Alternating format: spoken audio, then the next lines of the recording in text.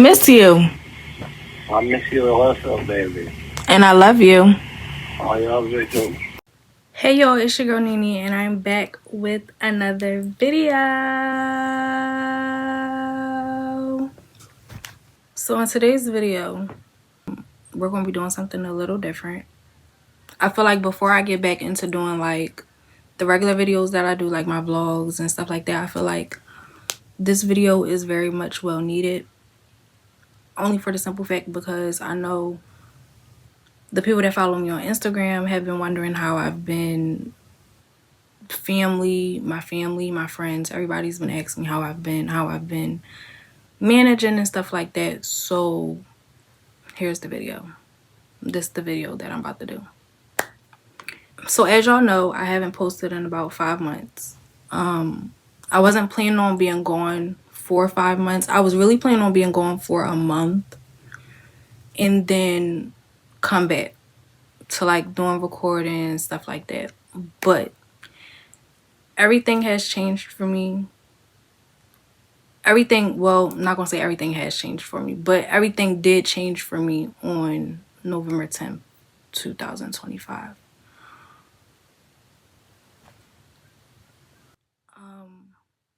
For the people that don't know,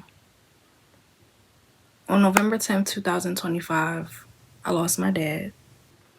It's still something that I'm trying to cope with because I was so used to talking to him every day.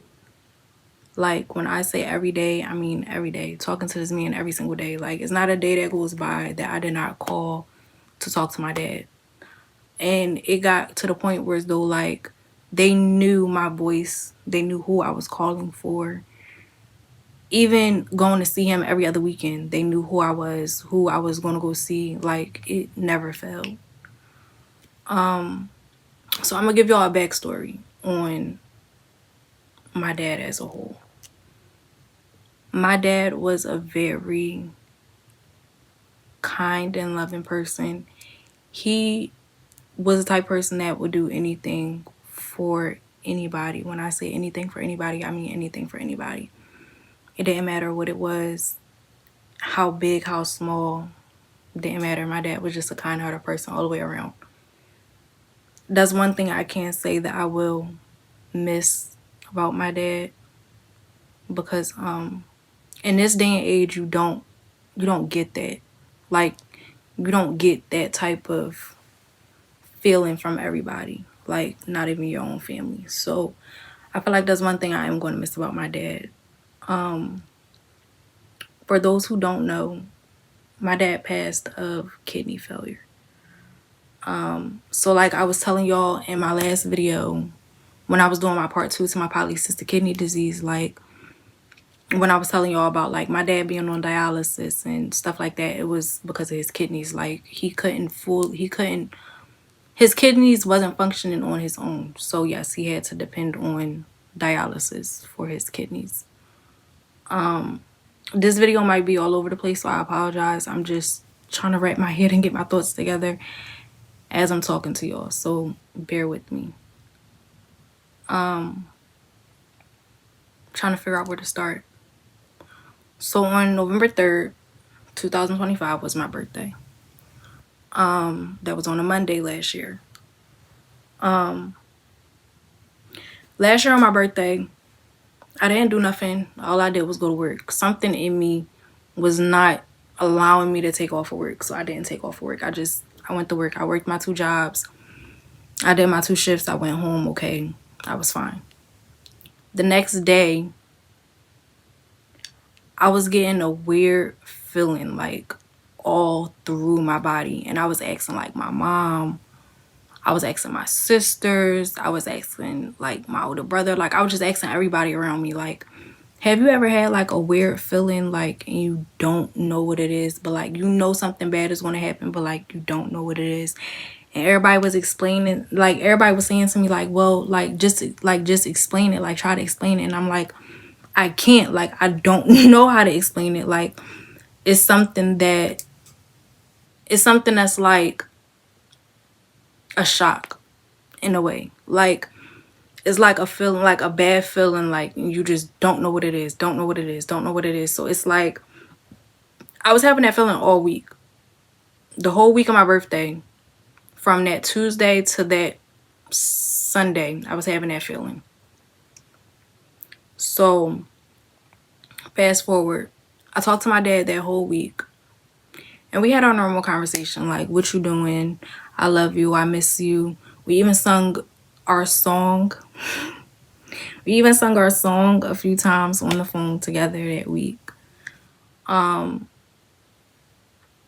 it was like a normal conversation. Like, it wasn't nothing outrageous. It wasn't nothing out the way. It wasn't nothing crazy. It was just like our regular conversation. Fast forward to that Sunday. That Sunday, I called my dad like normal. And I was just talking to him. Like, but this time, like, he sound more like himself. And like, me being me, like, I'm not thinking anything of it. Like, I'm not thinking like, oh, well, something's bad is about to happen. Like, I was still having that feeling, but like, it wasn't as bad as like I was having it throughout that week. I guess because like I was talking to my dad and I was fine. So me and my mom, like, I talked to my dad first, and then my mom talked to my dad. And then afterwards, he just started asking around for everybody and was like, where's your stepdad? What is he doing? And just like, we had a normal conversation, and then like he would tell us he love us and he would tell us he miss us, and then he would ask us like, when are y'all coming down here?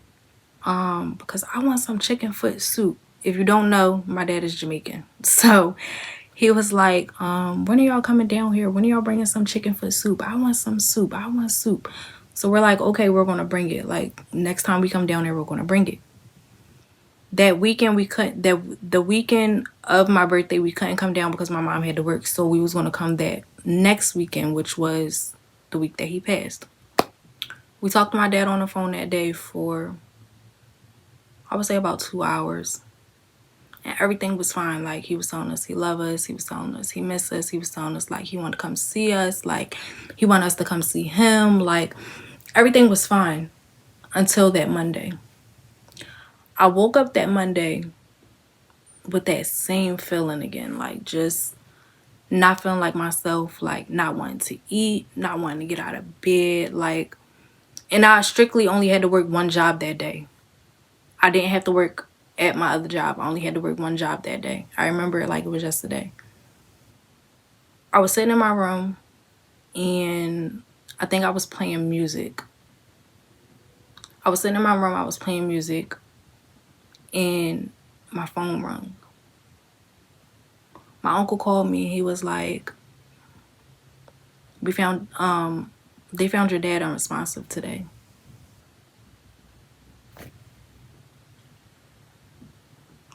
And I'm not gonna lie, it didn't hit me yet. Like, it didn't register to me. Like, what do you mean? Like, okay. Like, it's like, literally, when he was saying that, all I heard was womp, womp, womp, womp, womp, womp. Like, I'm not even gonna lie, like, I tuned it out.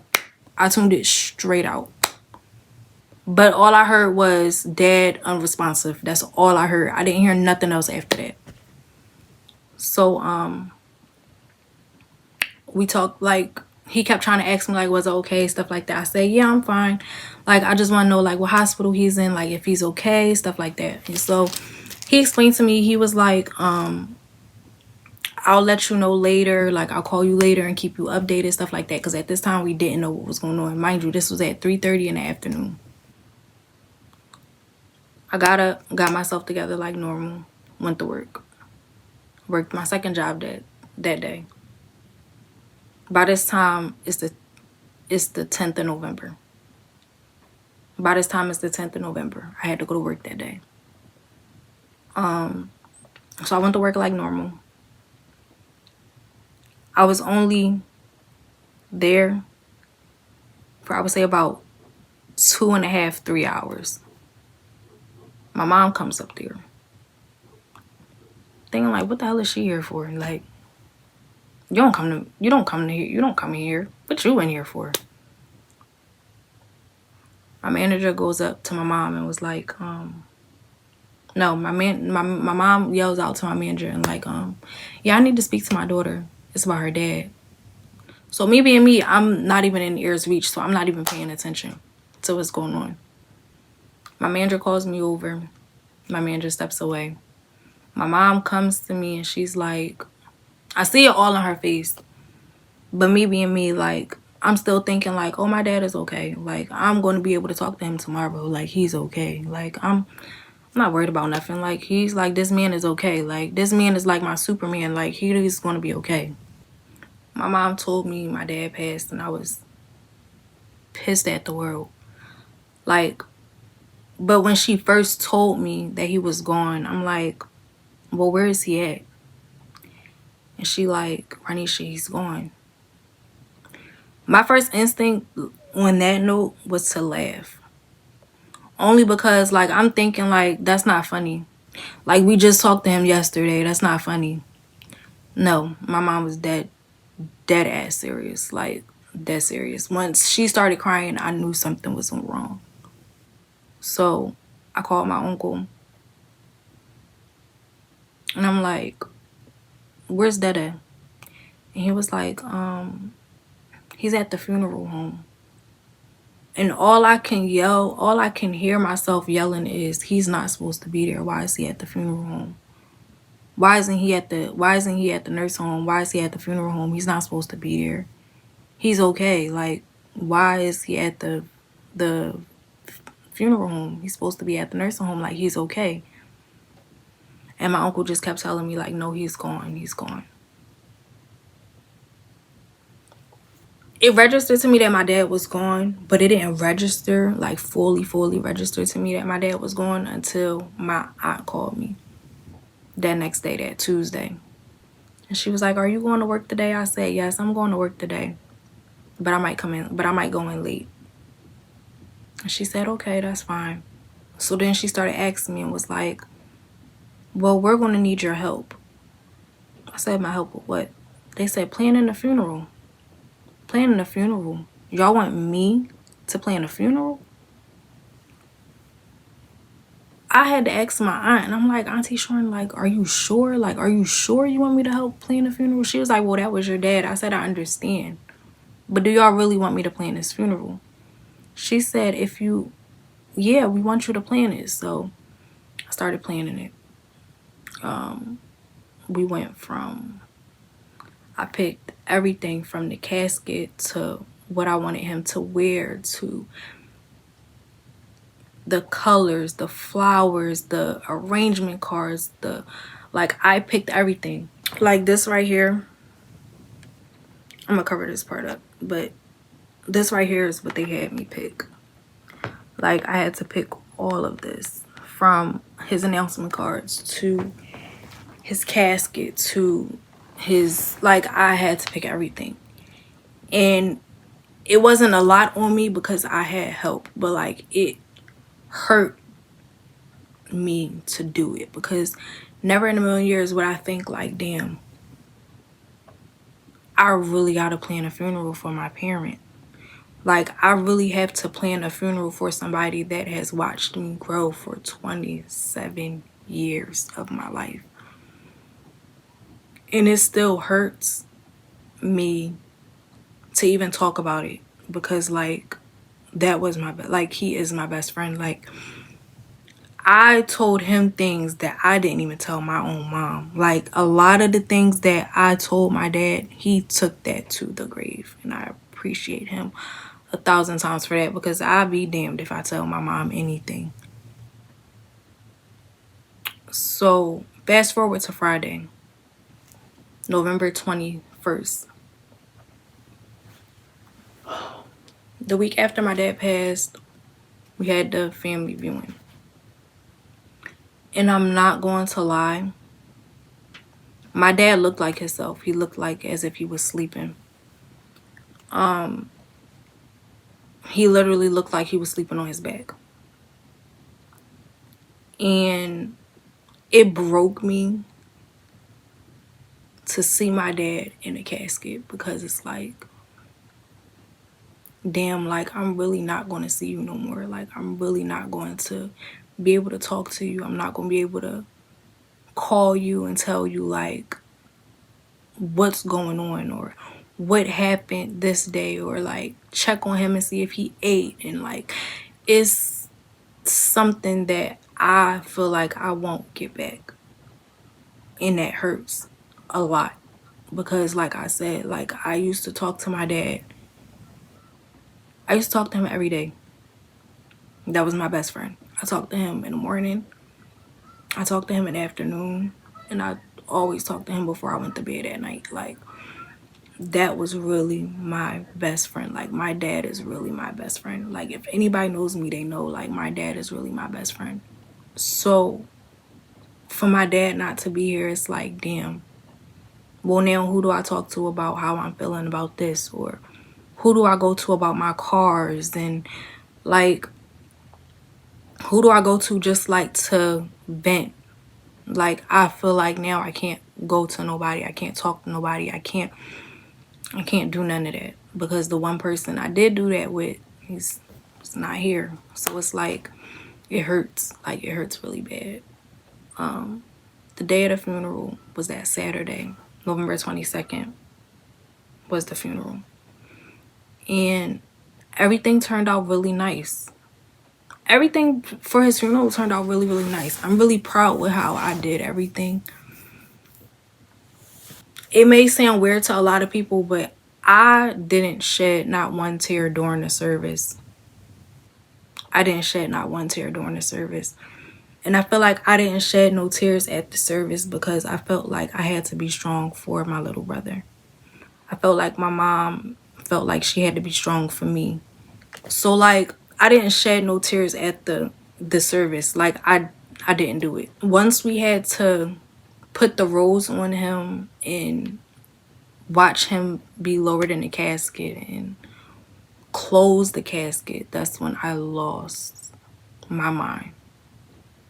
And all I remember yelling out to everybody, like the people that was closing the casket, like I was yelling out to everybody, like, open the casket, he can't breathe. Like, just open the casket because he cannot breathe. Not knowing, not realizing in my brain that my dad is no longer here. And that hurts because, like I said, my dad was literally my best friend. Like, I told that man everything. That was my best friend. My dad is my best friend. I feel like it's been 3 months since my dad has passed, and I'm still coping with the fact that my dad isn't here. But I'm also starting to accept the fact that he's not here. Like, he's came to me in a dream once, and I would say that was like a few weeks after his funeral, but he hasn't came to me since. And I wish he would, because I want to tell him everything. Like, I want to talk to him. I want to tell him everything. Because like, I feel like I didn't get the proper closure that I needed from my dad. Mind you, me and my dad started getting close when I was 17 years old. I was already out of high school. So from 17 to 27, that's when me and my dad like built that bond, like that relationship, like that father-daughter relationship that I've always wanted since I was a little girl. And I feel like I got as much time with him as I did, but I feel like I didn't. Because when I get married, my dad's not going to see me get married. If I do ever decide to go back to college, he's not going to see me graduate. Like, it's hard, but I'm trying. I'm okay. I'm trying. Then at the funeral, they made me read a letter. So I'm going to try to read this letter to y'all without crying. And the letter reads, Dear Dada, saying goodbye to you feels impossible. You weren't just my father. You were my comfort, my protector, and the person who made the world feel safe for me. I'll never forget how you would sing our song whenever I was crying just to make me smile again. Or how you called me Nink. Or how you called me Nink. No matter how old I got, that nickname always reminded me I was your little girl. These moments are treasures I'll carry forever. I miss the simple things the most, like waiting for you to come home from work just so we could sit and watch SVU together. That was our shit, y'all. Oh my gosh, that was our show. Those were our quiet moments, but they meant everything to me. And of course, I'll never forget your love for cars. You lit up whenever you talked about them. And I always admired how passionate you were about the things you loved. The words I'll hold most are the ones you always told me, I'm proud of you. Those words gave me strength, and now they'll guide me through the days when I missed you most. Dada, thank you so much for every laugh, every hug, every lesson, and every ounce of love you gave me. I'll keep making you proud, and I'll carry your memory. I'll carry your memory in everything I do. I love you endlessly, and I'll miss you every single day until I see you again. Love always, Nink.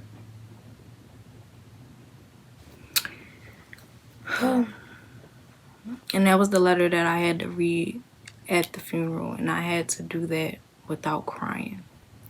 And it was hard for me to hold back tears because it's like, damn, like I'm really never going to see you again. Like I'm really never going to talk to you again.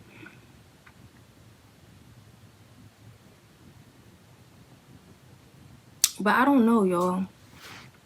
I don't know. I just hope that in the meantime, I'm making my dad proud, and I hope he know how much I loved him and I missed him, and I hope he knows that I will choose him again in every single lifetime there is, because he was my favorite person. He is my favorite person. He is my superhero. Like that's my favorite human. Like my favorite human was my dad. But yeah, y'all. That's all I got for now. I feel like I needed to get this out because I've been holding this in for the past 3 months. And now that I finally got this out without feeling sorry for myself, I feel a little bit better, but not completely. But until next time, I will see y'all later.